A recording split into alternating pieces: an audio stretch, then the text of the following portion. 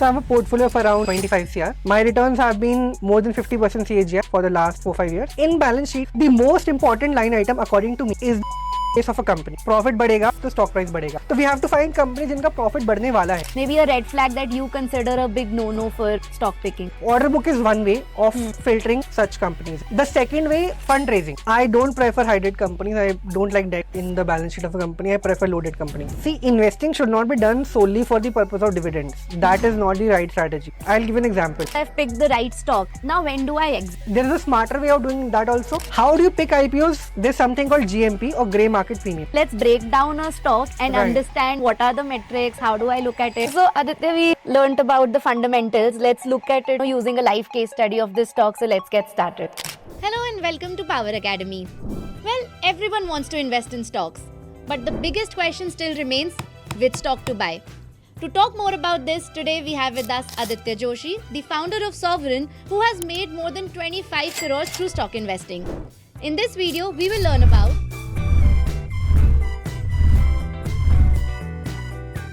that being said, let's get started.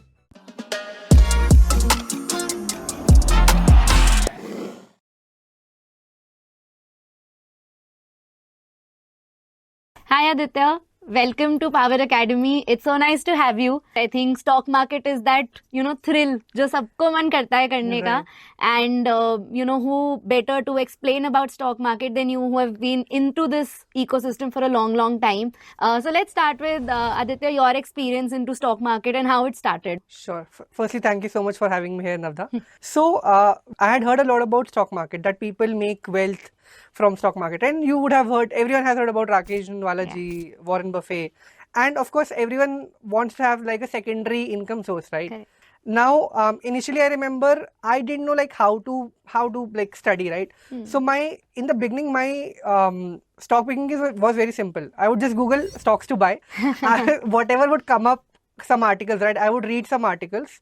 And whatever article made any sense to me, I would just invest on that. Oh, okay. Yeah. And did you lose money at that point? I never lost money as such initially. Most of them were large cap stocks, so maybe Okay. 10-12% returns. Before COVID started, my portfolio was around 50L. In COVID, it was down by 40%. So on paper or on the app, I lost money, but I never really realized the Okay. loss. But of course, there was a time when my portfolio was in a negative territory. Okay. Yeah. Did you Yeah. also do trading? And I ask this because trading and investing are often used like interchangeably. So Right. did you do that? And what's the difference? Could you explain our audience as well on this? Sure. So initially I did both trading and investing. To differentiate between the two, trading is typically more short term. Okay. Like people have a 3-month, 6-month, 9-month, maybe some people even have a 3-day, 1-week kind of a time frame. Investing is more for the long term, that you don't want to exit a stock unless you're really forced to exit. I'll give you a great example of investing, right? If you look at Rakesh ji's position in Titan, he maybe he would have invested 25-30 crores, which is 10,000 crores today. So that is tremendous wealth creation. So investing is done for the purpose of building wealth. Trading is more for cash flow generation. I think that sums up very beautifully. Yeah. Like trading is for cash flow generation and Right. investing is for wealth creation. Correct. So let's start with, the basics. The basics of what stock market is, like how does it work, right? Basically, companies will generate profits over the lifetime of the company. So therefore, when you become a shareholder in a company, you essentially become a shareholder in the profits of the company, right? So that is how you need to think about it. And if you're becoming the shareholder in the profits of a company, then naturally you would want the company to make good profits, because that's when your share in the profits is good also, right? And in terms of the mechanics of, buying the shares, right? Role of different participants, in the stock market, there's your brokerage and, could you talk about that whole ecosystem, because it's well regulated in today's time. Right. Walk us through how that works. So you give your order to a broker, and there are multiple brokers in the market. Okay. The way it works is that you send an order. The order goes to the broker first, because that's the app you are interacting with. The broker sends your order to the exchange. Exchange gets a buying order also, and exchange gets a selling order also from another broker and from another person who has given their order to the broker, and the exchange matches. Okay. right? The job of the exchange is to ensure proper matching, right? So they will match buyer and the seller, and that's how the transaction happens. The role of NSDL and CDSL, I think that is also important, right? So they are depositories. Basically, your stocks stay with them. Okay. Even if your broker goes bust, right? Your stocks still stay with the NSDL and CDSL, and the regulator is SEBI, Securities Exchange Board of India. They are supposed to sort of regulate that the markets are doing well, there are no frauds happening in the market participants are all acting normally. So they are supposed to regulate the entire market. Got it. Just curious on this note, what does your stock portfolio look like and what is the kind of returns you make? So I have a portfolio of around 25 CR. I have 25 to 30 stocks, 20 to 30 stocks actually in my portfolio. My returns have been more than 50% CAGR for the last 4-5 years. So that's like my return profile. I think let's get started with the Yeah. foundations in place. Now, Aditya, there are more than 5,000 stocks that are Right. listed, right? Right. What's your framework to select and, narrow it down to a few, and then we'll get into the details of how to assess each stock. But are there like some high level indicators, like say macro indicators or market caps, anything that you sort of use in your framework? Right. So firstly, say if I have to choose between investing in India, which is a growing economy, versus investing in Japan, which is more of a stagnant economy, I would prefer investing in India. India is growing at 6-7%, Japan is growing at maybe 1%, maybe it was even flat for a long time. So you prefer a growing economy. Firstly, that's a simple framework. Growing economies will generate more returns. Now within economy, same logic we apply to a sector. Okay. Some sectors are growing fast. Some sectors are growing not so fast. I'll give you 2 examples. You can tell me which sector is growing fast. Drone or cement. Which do you think will grow faster? Drones will grow faster because there are no drones around us, right? Okay. Yeah, there Small base and- small base, okay. right? So small base sectors will typically grow faster than large base sectors. And one more thing is that government prefers certain sectors, right? So to reduce our dependence on oil, government is focusing on renewable energy. So there are certain sectors which are preferred by the government, and you also need to understand some of these government schemes, okay? There's this PM Kusum scheme which is there for sort of helping solar pumps, helping installation of solar pumps, right? So you have a lot of government schemes where government is putting in a lot of money, and these sectors grow fast. And the third thing is that there's something called cyclical businesses. Okay. So I don't like these sectors where no one Okay. can tell कि अगले quarter में margin क्या आएगा. Okay. Because let's say इस quarter में you have a margin of 10%. Next quarter the prices go down because something happened in the free market. You will make like 2% margin next quarter. So it's a very volatile kind of a business, and no one in the stock market likes such kind of commodity businesses. So if you summarize, right, you start at a developing economy, invest in developing economies. In developing economies, invest in growing sectors which have a high CAGR, preferably which are preferred by the government. And thirdly, you prefer non-cyclical sectors where the company has a pricing power and where margins are very stable.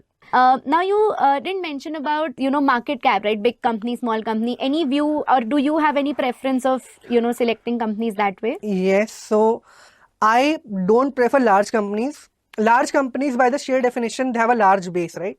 They grow slower. So let's say if you talk about a company which has a profit of 1 lakh crore, right? Reliance has a profit of very close to 1 lakh crore. I think that's the number, 80,000 crore, something like that. An 80,000 crore giant will obviously grow much slower than a company with a profit of 8 crores, right? So I prefer smaller companies than larger companies. But the flip side is larger companies are very stable. So Reliance can't go bankrupt tomorrow. But a company with an 8 crore profit can go bankrupt tomorrow, right? But that's where the art of stock picking comes in, right? That you find companies where this risk of bankruptcy is very low, but which are growing fast. And that's where you make crazy money.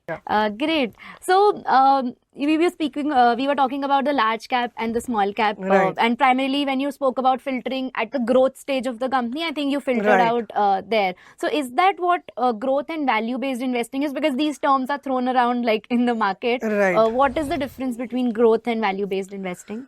So growth investing is when you are betting on the future growth of a company, right?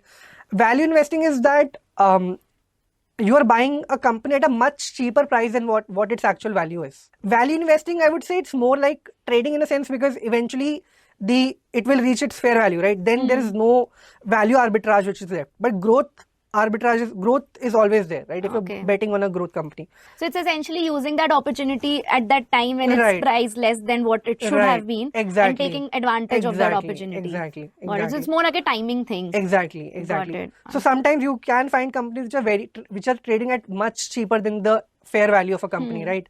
And this happens frequently in the market. And So- how do you decide the fair value of the company? Could you help us with that? Right, as well? right. So, let's say you want to buy potatoes, you know potato ka fair price because of your experience, right? In case of companies, there's a metric called P ratio. Okay. Okay, so P ratio tells you whether a company is fairly priced or overvalued or undervalued. Okay. I'll just give an hypothetical example. Let's say a company is making electronic gadgets. Typically in India, electronic gadgets companies will have a P ratio between 30 to 70. Okay. Let's say you find such a company at a P ratio of 10. Okay, so this is clearly undervalued as compared to the norm which is existing in the market, right? So it's a proper case of mispriced asset which you can buy, expecting that maybe the asset will eventually reach 30 to Okay. 70. Okay. Now, it is up to the market to decide whether markets can make the asset underpriced for let's say 2-3 years also. Kyunki there's no, the only logic is that it is much cheaper as compared to the rest of the companies in the sector, right? That's the only sector, only logic behind choosing such a company. So it can stay undervalued for a long time, but sometimes market realizes the mistake and it takes it to the fair value and you make money. Okay. But ideally you would prefer growth investing because that is more estimatable. You can actually estimate that the growth may come in the company. Right, that's more logical and it's backed by the fundamentals of business. Correct. So on that note, I think let's talk more about the fundamentals of business. And usually, there are a couple of like balance sheet, income flow, cash flow, a couple of numbers thrown around. Right. How do you fundamentally assess this company? What's your sort of ideology for it? Sure. The job of a company is to constantly increase profits. Correct. Profit बढ़ेगा तो stock price बढ़ेगा. So we have to find companies जिनका profit बढ़ने वाला है. Okay. Now, how do we find such companies? One very logical और very basic ways क्या drone company है, ड्रोन सेक्टर एक्सपैंड कर रहा है, तो ड्रोन सेक्टर की काफी कंपनीज का प्रॉफिट बढ़ने वाला है. Now more smart ways to read what the company is doing in its operations and understand किस कंपनी का प्रॉफिट बढ़ सकता है. And I will give you an example. Let's make it again very real. A company has a revenue of 100 crores. Okay, and a profit of 6 crores. This company gets a 700 crore order to be executed in 18 months. Okay, what is the expected revenue of this company after 1 year? 700 divided by like 1.5, right? So almost 500 crore. So this is, order book is one way of filtering such companies, right? The second way of filtering such companies is fundraising. Okay. Right? You would have heard that startups raise funds. Why do startups raise funds? They will increase their team size with that fund. Yeah. They will invest in marketing and they will grow their business, right? Yeah. So cash is a lifeline of any business. Yeah. Startups raise funds to grow. Similarly, listed companies also raise funds. Okay. Most of these funds are deployed for growing the business. I also check if the company has raised funds in the past, in the near past or not, and how is the company deploying those funds. If I agree with the logic of deployment, then that's another way of identifying these companies where profits will increase, are likely to increase in the future, right? So large orders and order books we discussed, fundraise we have discussed. The third is capacity expansion. Okay. What is capacity expansion? Let's say a company makes pens and they have a pen plant which they use 100 crores to set up. They invested 100 crores in setting up the pen plant. Now, let's say they invest another 100 crores in the same pen plant, right? So most likely the capacity will double because let's say the pen plant was producing 1 lakh pens a day. Now because you invested 100 crores more, the capacity will double. This company will also mostly increase its profits in the future if they are able to sell these pens in the market, right? The excess production in the market. So a company doubling capacity or tripling capacity can tell you that the company's profits can increase in the future. The fourth data is revenue guidance. Okay. Or in simple words, sales target. Some companies in the listed market can choose to make that sales target public. Let's say a company is operating at, let's say a company has stagnant profits of 5 years, exactly at 50 crores. Now this company says we'll do 200 crores profit this year. I will not believe them, right? Because you are lying. They've never done more than 50 crores. But let's say a company has done 50 crore, maybe 10 crores 3 years back, then 20, then 50, and now they're saying 150 will do this year. They've been constantly increasing profit. So I will believe this company more than the first company. Right? Got it. So revenue guidance is the fourth format of data. Fifth is joint venture acquisition. Okay. A company can acquire a new company by paying the new company money, and this acquisition company's revenue numbers and profit numbers also start reflecting in the old company, the company which is acquiring. So that is another important piece of data which people should read, right? The sixth source of data is asset base. Yeah. So it is similar to capacity expansion, Exactly. Yeah, I but was you asking. can check, you can sort of check the asset base. There's something called CWIP or capital work in progress. If you're setting up a factory, it will not happen in one day. It takes 6 months, 1 year, right? Yeah. So let's say you've invested 100 crores in setting up a new factory. It will not show up in fixed asset base on day one itself. It will get reflected in the CWIP of a company. So a company Okay. which has a massive CWIP, most likely the factory will increase rapidly in the future. Okay. Okay. Now people throw around a lot of financial statements, right? There are 3 main financial statements: Yeah. P&L, cash flow, and balance sheet, right? Correct. P&L is a very important statement according to me. P&L tells you whether profit is increasing in the past or not, Right. right? I prefer companies which have a very good track record. They've been constantly increasing profits in the past. Okay. If a company has done well for 5 consecutive years, constantly increasing profits, the probability that the 6th year the profits will increase is also fairly high, right? Yeah. So therefore P&L becomes important, and you check the profit trend of a company. In balance sheet, the most important line item according to me is the asset base of a company. Okay. Or in simple words, what is the amount of money invested in the factory or the assets of the company, right? If the asset base is doubling, means that the factory size is doubling, or the number of stores which the company owns is doubling, and that can be used for guessing the expansion that the profits will grow, right? On that, I had a question. Like sometimes, with increase in assets, it could also be like debt is financing that assets. How do you sort of manage that? It might be a very high debt company. I don't prefer high debt companies. I don't like debt in the balance sheet of a company. I prefer low debt companies. Okay. And debt is also short-term debt, long-term debt. So sometimes companies can take short-term working capital debt, which is not a problem. Okay. Actually, a easier way of checking this debt problem is just check the interest to profit of a company, interest to operating profit, Okay. right? Okay. So instead of checking debt on the balance sheet, I check debt in the P&L statement itself, the impact of debt.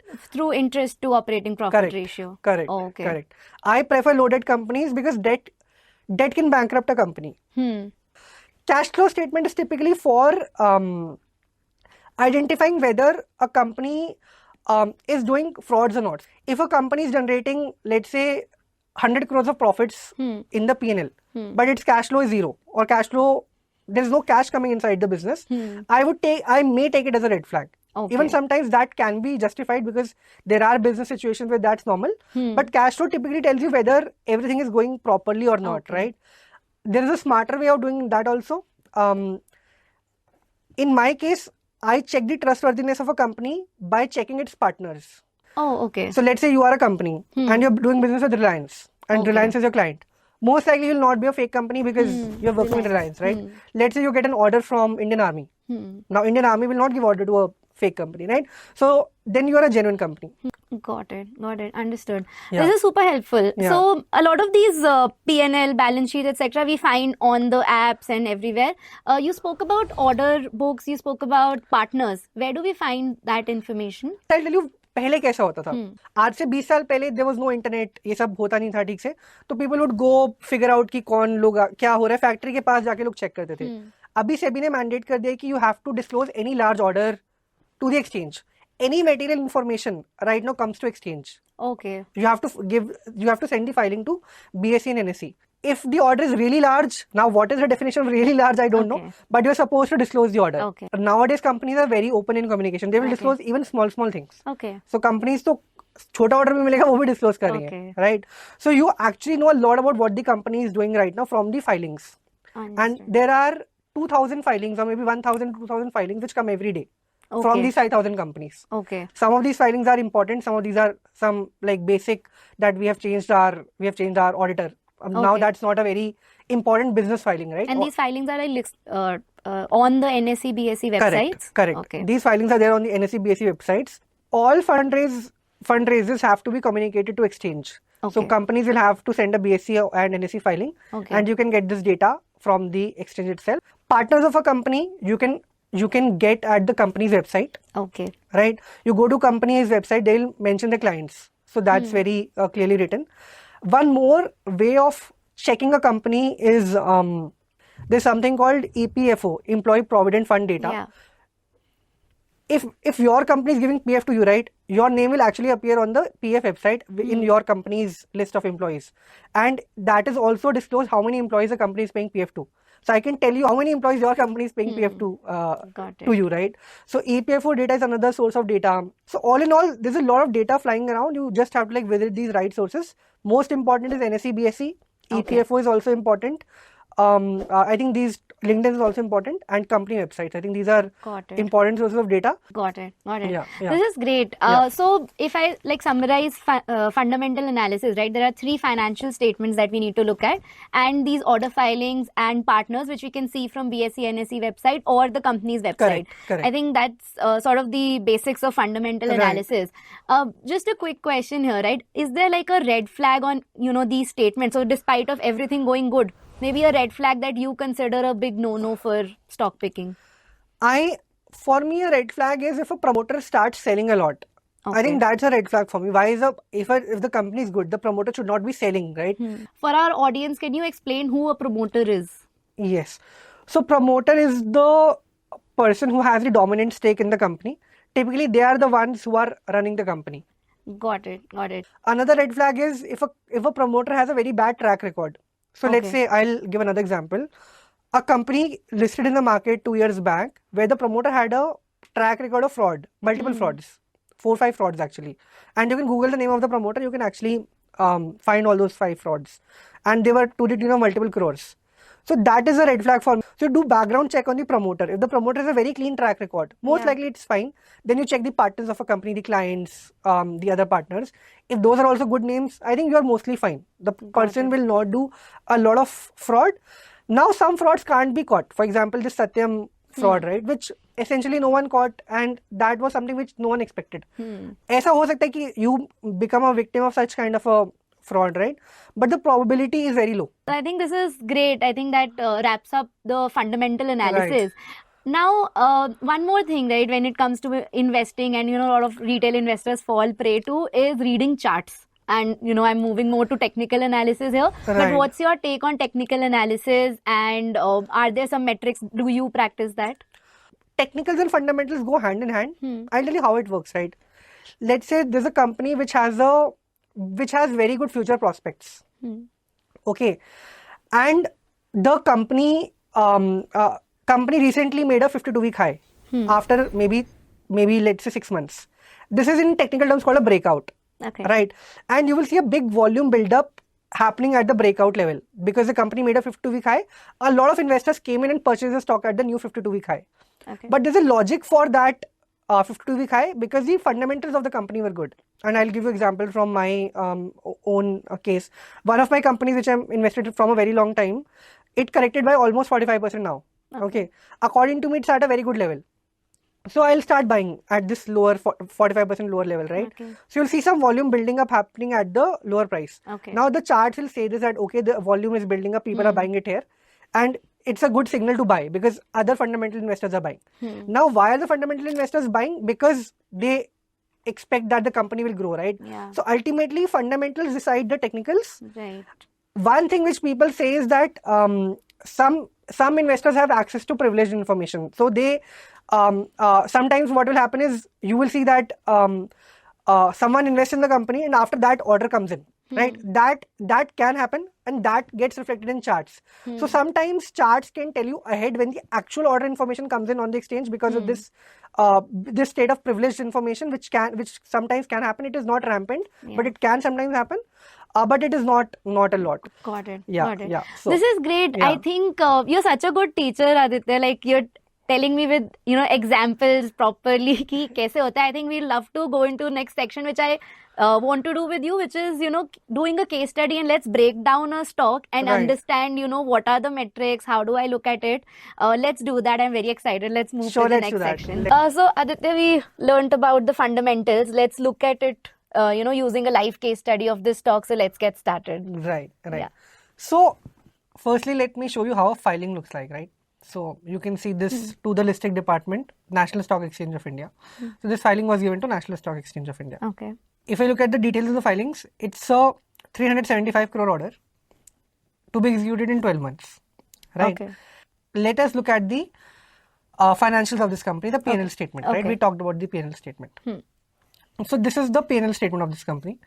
It had a sales of 21 crore, 34, 124, 135, 383, and profits have been constantly rising as well, right?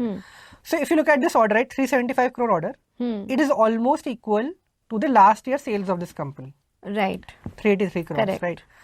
Now, the company has approximately 15% net profit margin, right? 54 is the net profit, 383 is the Yeah. sales, 15% net profit margin. So this order itself will give 375 crore sales Right. and whatever maybe a 50 crore profit. So this Okay. order is sufficient for the company to generate last year's revenue and last year's profits. Right? Okay. Yeah.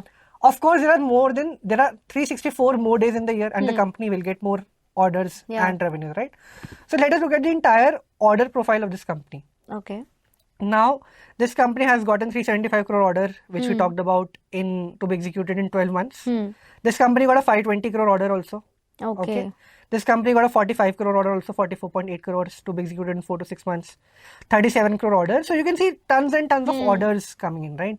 So if you calculate all this, I think it will come out to be somewhere around 1500 to 2000 crores. Okay. So there's a good chance that the company's profits will grow from this year as well Yeah. because of this order, plus these so many orders that we are seeing, right?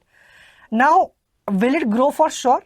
The answer is no, because the orders have a cancellation risk. The orders can get cancelled. The orders have an execution risk that the company may not be able to execute them. The orders have a margin risk that the companies may not be able to get the desired 15% margin, right? Right. So there are multiple risks that we talked about. But theoretically, our expectation is that 375 is sort of base case Yeah. scenario, and plus because of the other orders, and there are like 2000 crores of Yeah, orders, yeah. so there could be good growth in the company, right? One more thing which we talked about were red flags, Yeah. Yeah. right? How to check red flags? Now you can Google the company promoter's name and see whether you find any fraud cases or something negative, right? One more thing which you see here is that this order was given by Dalmia Bharat Cement. And Dalmia Bharat is a fairly renowned Big name. company, yeah. It's a fairly big company, right? So the partner is genuine. The partner would have done some due diligence. Correct. So most likely fraud chances are not that high. And you can check the other names of the clients as well. The clients are fairly decent for the company, right? So that's how you do the math for orders, and you pick profit uptrend stocks with this Okay. kind of a order-based approach. You check the clients and see whether the clients seem genuine or not. One important point, there is no guarantee that the company will double profits. There are multiple risks associated Yeah. with it. But we have a logic in place. It's a Right. very logical, calculated risk we can take if someone chooses to buy the stock. Got it. And you were mentioning that we can also look, like you usually look at the cash flow statement just to see a hygiene check. Can Yeah. you show in this stock, like how do I read the cash flow here? If Cash flow, the company has positive cash flow from operations. Last year, company generated 16 crores of operating cash flow from operating activity. It is not, if you look at it, right, ideally your cash flow should be equal to your accounting net profit in an ideal case scenario. But Okay. here it is 3 crore versus 54 crore. You can say it is slightly lower, but in small companies this happens many a times, that your cash Okay. flow from operations will not be equal to your profits, right? So I would rather why check. does that happen? Just for my understanding. Money gets stuck in inventory, money gets stuck in a lot of places, so entire cash does not come in your bank account. You Okay. can actually put that same cash in inventory or some other place, right? Okay. So entire cash will not be hitting your bank account. Okay. Yeah. Okay. Yeah. So for small companies, you will see in a lot of places your cash flow from operations are not that good. Okay. Because the money is getting stuck in inventory. Okay. Once the cash hits the account, they will put the money back into buying more inventory. So you'll Okay. never see money in the account.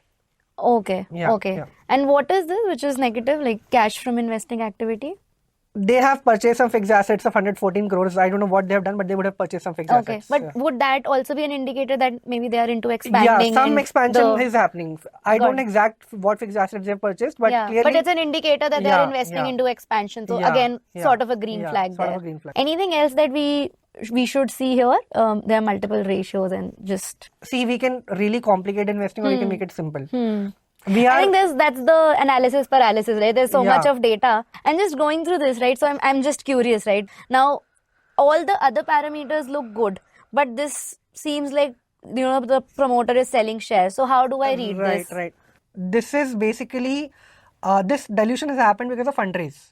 So when Okay. fundraise happens, the promoter share gets okay. diluted. Okay. So And this how dilution- did you see, like, how did you read that? Insider trades, there is no insider trade. Okay. So I don't think any selling happened by the promoter. Okay. If the selling hasn't happened, there's only one explanation for this. It is fundraise. Got it. Well, And this is super helpful. I'll give you a logical explanation for it as well. Let's say the company has a value of, let's say, 100 crores. Okay, promoter owns 50 crores. Now someone is giving in 20 crores of capital extra. So the company's new value is now 120 crores and promoter's share is still 50 crores. Yeah, so but 50 out of 120 ho gaya wo. Exactly, Yeah, so exactly. that is the reason for decline, not promoter selling. Exactly. Got Yeah. it. Yeah. Got it. This is math-based investing. You're computing some numbers and Hmm. you understand the risks also that there's a chance that these numbers will not be met. Yeah. But you can do this for 20 other companies. More often, maybe 60% cases, 70% cases, your numbers will be met. With more experience, you can even go up to 75-80% Right. cases you'll be right. Thank you so much, Aditya. This was super helpful. The case study, going through all the nuances and, legit picking up the stock and understanding. Thank you for teaching it so well. The main question now in my mind is I've picked the right stocks. Now, when do I exit? What is your exit strategy? Right. So, in this entire conversation, our main principle has been profit बढ़ेगा, तो price बढ़ेगा. Now, what's the antithesis of this? Exact opposite. Profit नहीं बढ़ेगा, तो price भी नहीं बढ़ेगा. You entered a company today. Let's say the profit was 20 crore today. Next year, company does 60 crore. You triple your money, you are happy. Next year, the company does, let's say, 150 crore. Now, after that, the growth stays the same. 150 crore stays 150 crore. Next year also. If you see the exact profit numbers repeating, the growth has died down, right? The growth has stabilized. In fact, sometimes degrowth can also happen. Even when the growth stagnates, sometimes I may not exit. Actually, typically, I don't exit when the growth stagnates because if I know that there are growth triggers in the future, I will still stay invested. Okay. But if the growth is falling, I think that's the time of concern. If the profit from 150 reduces to 90, that is my biggest worry point, right? Got it. So, Got it. 1 year stagnation profit is fine. It sometimes can happen. Not every business grows every year, right? And there can be down cycles in the economy. But 5 years of constant profit stagnation, you should not be tolerating that. Got it. I will not maybe tolerate 2 years of profit stagnation as well. Got it. If the profits are stagnating, I will find a better alternative and move on. Got it. Or the second exit signal is you found a better opportunity. You can hear any top investor's interview. There are only two reasons: falling growth or stagnating growth, or a better opportunity. These are the two reasons for exiting. Got it. No, this is super helpful. And since we are talking about stagnation, right, I would want to take this example of ITC, right? The fundamentals were good, but still it was stagnant between 13 to 19. What is your take on that? If the profits are increasing and the stock price is not moving, not a problem. So ITC's profits are increasing, but the price is stagnant, which is not a problem. Eventually, the price also increased, right? Got So if the profits continue to increase, in the long run, price will also increase, right? How to cut risk? You should have 25 companies in the portfolio. Okay. If you have a, let's say a 50,000 portfolio, then maybe 10 is also fine. A portfolio in lakhs, I would say 15 is fine. Portfolio in crores, I'll say 20-25 is fine. Okay. So 10 se niche, I would not suggest because 10 diversified this portfolio fairly well. So Okay. 10 stocks always have. Now, one more thing is that people worry a lot about price. Price is not a criteria at all. Don't look at price. Price doesn't matter. What matters is profits. Got it. So, in continuation to exiting, right? Sometimes you also want to think about rebalancing, and you spoke about these quarterly profits, right? How frequently should I review? Like, if I review every quarter, I might get more jittery. What's your take on that? Ideally, you should review every quarter, right? But not every quarter a company grows. Quarter to quarter, even if it is stagnant, I don't have a problem. If 3 quarters consecutively it's stagnant, profits are not rising at all, then it's a problem. Yeah. If profits will increase, price will increase. Exactly. I also said this Exactly, now. yeah. Oh, great. I think I got all the ingredients I need for my perfect stock picking recipe. Now, there are multiple other stock picking strategies that are popular in the market, and I want to talk about that and take your perspective. To start with, I think one thing that we hear a lot is dividend investing. What's your take on, dividend investing? See, investing should not be done solely for the purpose of dividends. That is not the right strategy. I'll give you an example. You invest 1 lakh in a company expecting 10,000 rupee dividends. After 1 year, your investment reduces to 50,000. You get 10,000 dividends. But it is not logical, right? So you don't invest on dividends. You invest understanding the expected profit growth of a company.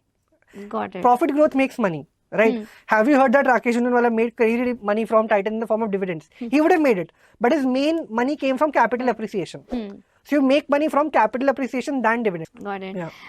Another thing that we usually see is, investors' behavior to news. What's your take on like news-based investing?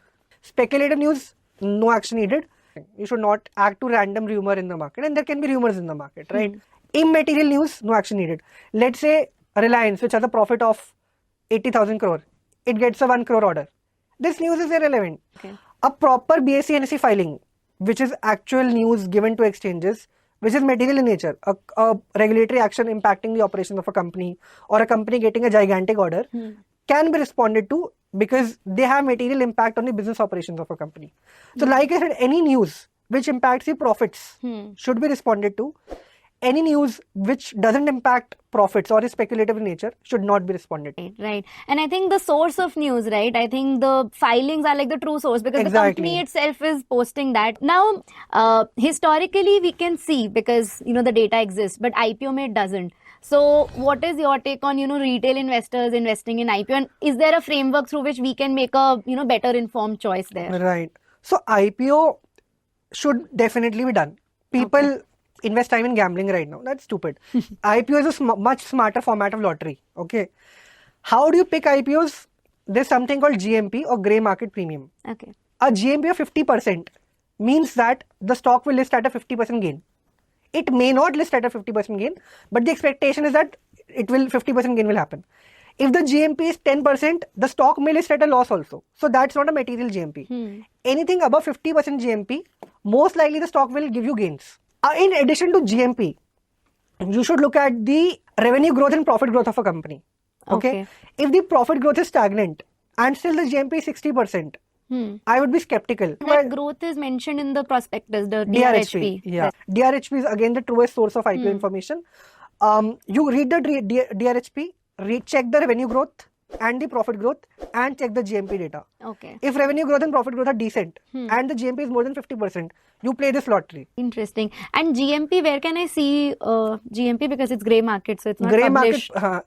So in social media or in actual media, you can all media channels, they report GMP. Okay. Get So it it's easily. available in media. Yeah, it's available in media. Yeah. Got it. Aditya, with respect to IPO, you spoke about GMP and revenue growth, which I can see in the prospectus. Oversubscription is also an indicator. It is not a great indicator actually, because even bad IPOs are getting oversubscribed right now. You should not look at subscription percentage. Even GMP is not a great metric if you are looking at it in isolation, right? Okay. GMP coupled with revenue and profit growth is the best metric. Oversubscription is not even a metric. Don't look at it. Thanks for busting that myth for me, because I was under this impression that, oversubscription is a metric like supply demand say. But thanks for sharing that tip. One final question, right? So if I am today a passive investor who is wanting to start his or her stock picking journey, what is the framework of stock picking for me and any tips that you have for me? Right. So framework is a 5-point framework. The first component is profit uptrend. We talked about profit badega, the stock price badega, like the 7th time in this podcast now. See if the profits have been increasing in the past. At least the last 2 years definitely look, 2 years profits should be on an uptrend. Okay. Second is good valuation. We talked about P ratio, right, in the beginning of the podcast, right? Always buy stocks at fair valuations or cheap. Don't buy overpriced assets. How do you check a stock is undervalued or fairly valued? Compare with the sectoral P ratio. Specific number, preferably don't buy stocks above 100 P ratio. Okay. In fact, 80, don't buy above 80. Preferably buy lower than 30 or 40. But right now we are in a phase of market where everything is fairly priced. So you sometimes good stocks you'll have to buy at 50, 60, not a problem. Third is information. You must know the growth trigger of a company. Profit can rise because of order book. Profit can rise because of fundraising. Profit can rise because of acquisition. Profit can rise because of a good sales target which the company is given, which it's trying to achieve. But you must know the growth trigger in every company. Fourth framework is HNI buying or fund buying. Okay. Prefer companies which have either HNI buying or fund buying. You are not the only investor in the stock market. If your stock is great, someone or the other will be looking at your stock. So you might find some bulk deal, some HNI entry in your stock, right? Fourth is HNI buying. Fifth is great sector, which we talked again initially. Yeah. That prefer sectors which are fast growth. If a sector is growing at 50% CAGR, then the market leader of that sector will grow at 100% CAGR, right? So prefer high growth sectors. So net profit uptrend, good valuation, future information, HNI buying, great sector. That's the framework. Great. I think I learned so much today, Aditya. And my key takeaway, profit badega to price badega. Yeah, exactly. Thank you so much, Aditya, for taking out the time. Had such a great time. Thank you so much for having me, Vandana. Yeah.